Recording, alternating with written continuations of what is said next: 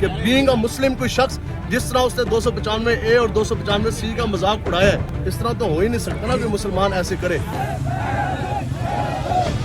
और मैं अब इसको वार्निंग नहीं दे, पहले मैंने इसको वार्निंग दे चुका था। अब मैं सिर्फ इतना कहूँगा कि हर चीज़ की माफ़ी नहीं होती मेरे भाई। खबरें हैं, इतलात हैं, वो ये हैं कि रजब भट्ट पाकिस्तान से फरार हो चुका हुआ है। आप सब अपना ख्याल रखो। मैं खड़ा होकर माफ़ी मांगता हूँ और तौबा करता हूँ, और साथ ही साथ मैं अभी ये ऐलान करता हूँ कि 295 फिल्म को मैं अभी डिसकंटिन्यू कर रहा हूँ। और उसके बाद ऊपर से वो कहता है जी मैंने माफी मांग ली।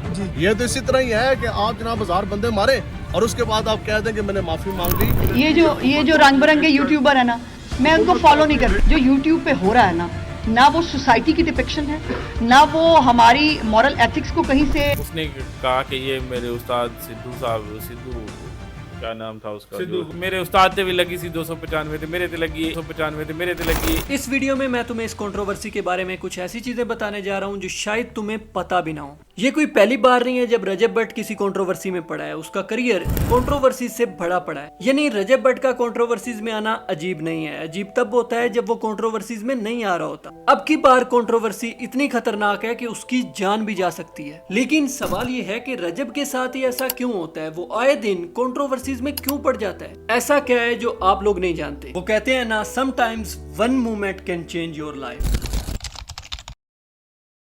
रजब भट्ट का इंटरनेट का पर्सोना हमेशा सिद्धू मूसेवाला से इंस्पायर्ड रहा है, और शायद इसी के चलते सिद्धू मूसेवाले के सॉन्ग 295 से इंस्पायर्ड होकर कुछ दिन पहले रजब ने इंटरनेट पे अपना एक परफ्यूम लॉन्च किया, और इसी वीडियो का एक क्लिप अचानक से इंटरनेट पे वायरल होने लगा। और अब जब मैं ये वीडियो बना रहा हूँ, लोग ना सिर्फ प्रोटेस्ट कर रहे हैं बल्कि लोग आपे से बाहर हो चुके हैं। रजब के साथ कुछ भी हो सकता है, और यही वजह है कि रजब भट्ट इस वक्त पाकिस्तान छोड़ के बाहर जा चुके हैं। इस क्लिप में कुछ ऐसा था जिससे इंटरनेट पे मानो तूफान आ गया हो। लोगों ने क्लेम किया कि रजब भट्ट ने हजूर अकरम सल्लल्लाहु अलैहि वसल्लम की शान में गुस्ताखी की है। मेरे उस्ताद के सर पे भी थी 295, मेरे सर पे 2 है 295A 295C। जो एक शख्स 295C को एक बैज बना के पेश कर रहा है, कोई तमगा जुर्रत या तमगा इम्तियाज बना के पेश कर रहा है, अब यहाँ पे पाकिस्तान के कानून की एक बड़ी जिम्मेदारी है कि इस शख्स को फिलफौर गिरफ्तार किया जाए।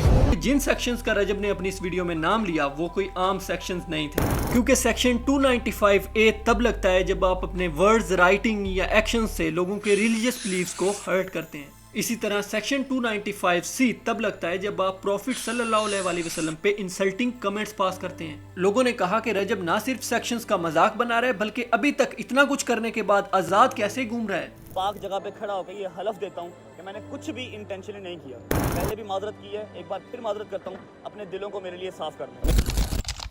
लेकिन कैसा हो अगर मैं आपको बताऊं कि जो क्लिप मोस्टली लोगों ने देखी वो कट करके दिखाई गई थी। यानी अगर आप पूरी वीडियो देखेंगे तो आपको पता चलेगा कि रजब ने क्लियरली बोला कि वो सेक्शंस फेक हैं और वो किसी को भी ऐसा करने के लिए रेकमेंड नहीं करता। बच्चों को बिल्कुल इस चीज को मोटिवेट नहीं कर रहा। मेरे तो सर पे पड़ गई है, मेरे सर पे तो पड़ गई है, इसलिए बता रहा हूँ। मेरे उस्ताद के सर पे भी थी 295, मेरे सर पे 2 है 295A 295C, है ना, और वो भी नजायज। हाँ जी नजायज, मैंने किया ऐसा कुछ नहीं है, ठीक है, और मैं परेशान भी। मेरा ये मानना है कि अगर लोग बात की तह तक जाते और पूरी क्लिप देखते तो हो सकता है उनका सोचने का नजरिया थोड़ा सा चेंज होता। और अगर आपको लगता है कि 295 के नाम से पाकिस्तान में पहली बार कोई परफ्यूम लॉन्च हो रहा है तो आप गलत हैं। इसी सेम नाम से पाकिस्तान में पहले भी परफ्यूम लॉन्च हो चुका है। तो अब सवाल ये उठता है कि ऐसा रजब के साथ ही क्यों हो रहा है। ये बात सच है कि जब बात प्रॉफिट सल्लल्लाहु अलैहि वसल्लम की आती है तो आप और मैं खुद को रोक नहीं पाते। हम उनकी शान पे मर मिटने को तैयार होते हैं, और क़यामत तक हम किसी भी यारे गहरे को इजाजत नहीं देंगे कि वो आकर प्रॉफिट सल्लल्लाहु अलैहि वसल्लम के बारे में कोई भी ऐसे कमेंट्स पास करें। लेकिन वहीं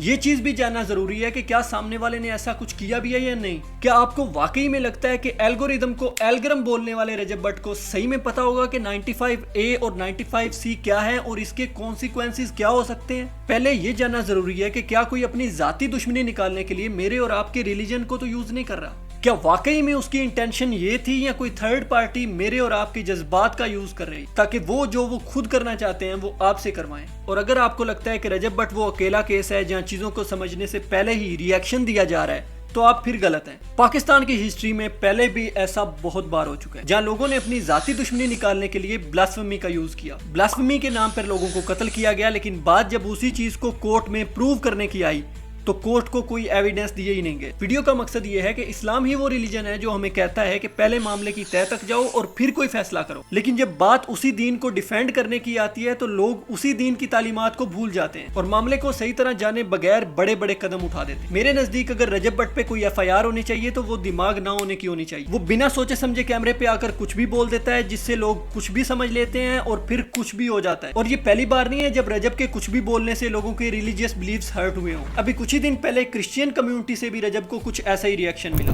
कि लफ्ज ईसाई नहीं बल्कि मसीही इस्तेमाल किया जाएगा, तो ये कौन लोग होते हैं? जहां रजब और उसके दोस्त ने क्रिश्चियंस के लिए वर्ड ईसाई यूज किया, जो कि 2018 के पाकिस्तानी लॉ के मुताबिक किसी भी क्रिश्चियन के लिए बहुत ही डेरोगेटरी वर्ड है। अच्छा, फर्स्ट ऑफ ऑल मैं मेरा दोस्त जिसने वो जोक क्रैक किया था और वो जो लफ्ज था ईसाई यूज किया था उसके लिए हम माजरत करते हैं। मेरी वजह से अगर किसी भी क्रिश्चियन भाई मसीही भाई की दिलदारी हुई है तो मैं हाथ जोड़ के माफी मांगता हूँ। लेकिन अगर आपको लगता है कि रजब ने वहां भी जानबूझकर किया, आई डोंट थिंक सो, क्योंकि रजब ही नहीं बल्कि पाकिस्तान में बहुत सारे लोगों को इस बात का पता ही नहीं है कि अब पाकिस्तान के ऑफिशियल डॉक्यूमेंट्स में वर्ड ईसाई की जगह क्रिश्चियंस के लिए मसीह वर्ड यूज किया जाता है, क्योंकि 2018 से पहले पाकिस्तान की कई स्कूल बुक्स में भी वर्ड ईसाई यूज किया जाता रहा है। यही वजह है कि एक बड़ी परसेंटेज को अभी तक पाकिस्तान में ये बात नहीं पता है। अब बातें हैं इस सवाल पर कि रजब के साथ ही ऐसा क्यों होता है और वो आए दिन किसी न किसी कंट्रोवर्सी में क्यों फंस जाता है।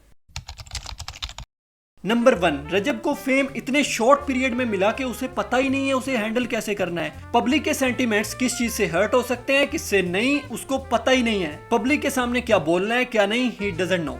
नंबर 2, रजब भट्ट के पास बहुत बड़ी ऑडियंस है जिसकी वजह से उसकी छोटी से छोटी चीज भी डीपली एनालाइज की जा रही होती है और वो भी अलग अलग नजरियात रखने वाले लोगों की तरफ से। तीसरा, रजब का कंटेंट बहुत ही अनफिल्टर्ड है, उसने कुछ भी बोला होता है और वो पोस्ट हो जाता है, just like Nadir Ali. Lastly, Rajab के पास कोई PR टीम नहीं है जो उसके इंटरनेट इमेज को क्लियर रखने में उसकी हेल्प करे, जो उसके कंटेंट को देखे, उसको एनालाइज करे और रजब को बताए कि इससे व्लॉग तो वायरल हो जाएगा लेकिन तू जेल जाएगा। आई नो आप लोग सोच रहे होगे नाइट्रो भाई आज की वीडियो में जोक्स क्यों नहीं थे। देखो भाइयों, कभी कभी जोक ना मारना ही बेहतर होता है। क्यों मान भाई? इस वीडियो का मकसद सिर्फ ये था कि कोई भी कदम उठाने से पहले डीपली चीजों को एनालाइज करो, सोचो समझो और फिर कोई फैसला लो। और खुदारा कानून को हाथ में मत लेना मेरे भाइयों, कानून को अपना काम करने दो।